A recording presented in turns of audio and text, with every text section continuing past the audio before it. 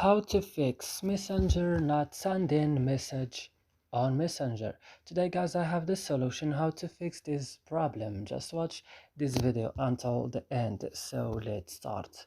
First, you will just open settings of your phone and you will go now directly to apps or applications. Here you will find all the applications that you have on your phone. Now what you should do, just open Messenger when you found it.